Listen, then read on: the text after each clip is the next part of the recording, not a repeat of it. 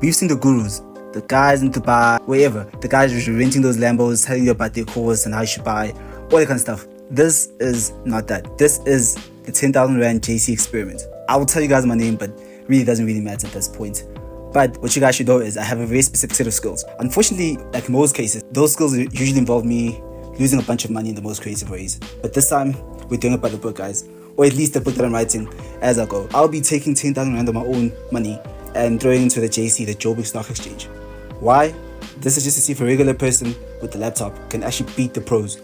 Or am I just donating real money to the JSE? Most people treat the stock market like a casino. They walk in, see a shiny logo, and bet the house. We're being smarter here. We're splitting 10,000 Rands into 3 distinct buckets of risk. Think of it as a relationship, essentially. Bucket number 1 is going to be our long-term loves, which is going to be like 6 months. We're putting in 6,000 Rands. This is where the big boys play. We're going to be looking for undervalued small cap with solid fundamentals. We're holding these for 6 months. This is for the marriage part of the portfolio. We want stability, growth, and maybe a nice dividend dinner once in a while.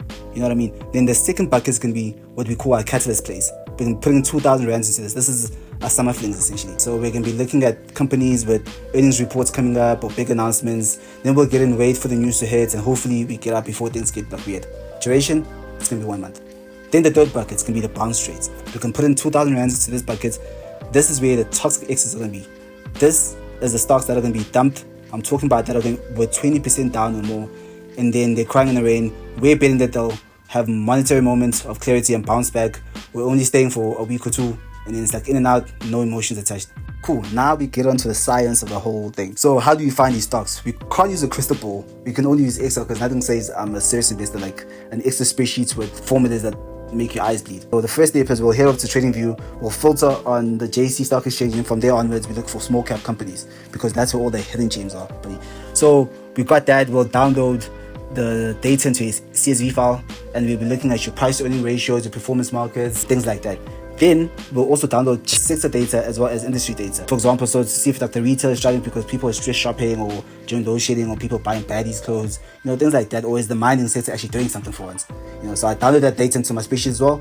But then there's one more thing, right? Since I can't trust my own brain, because if it's according to my brain, I thought buying pit stocks in 2020 was an investment, but can't trust that. We'll be using AI as well to try to see if it could actually give us an edge over the pros. Now that we got that out the way, now we're actually doing the stuff. So what I did is I took all the raw data, the spreadsheets, and the articles and the CEO's favorite color, and we just fed all of that to AI. In our case, we used Gemini and ChatGPT. Just as a disclaimer, you have to do your own research, just to be safe. The reason why I'm including in this video is because Gemini and ChatGPT told me everything that I did anyways. So it kind of wiped that out the park. So the first thing that we want to see is our first indicator to be like low debt, high cash flows, like really good cash flows. Like the leadership, see what the CEO did in his previous jobs, and if it's a visionary, what they're looking like, and probably when his pension's gonna kick in. But we're just looking at things like that, even like inside the trading. So if the directors are buying their own stocks, that's a green flag. If they're selling everything, then that's like a hint to run. And of course, we also have to consider economic factors as well, like how your rand is doing,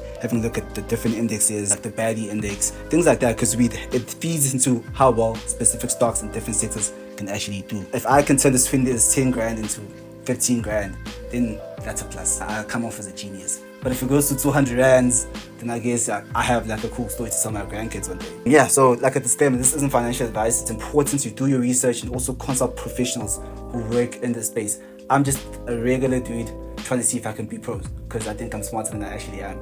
So cool guys, stay liquid, and we'll come back in 2 weeks to have a look at our first set of stocks, our 2-week stocks / our side checks. The timestamp for today, just to be transparent, is the 24th of February 2025, so it's for 2026. So we'll have a look in 2 weeks how well our stocks are doing, and I'll keep you guys updated. If you guys want access to my spreadsheets and some of the stuff that I'm also doing on the side, you guys can just let me know, and I could probably create a website and pop them there so you guys can download.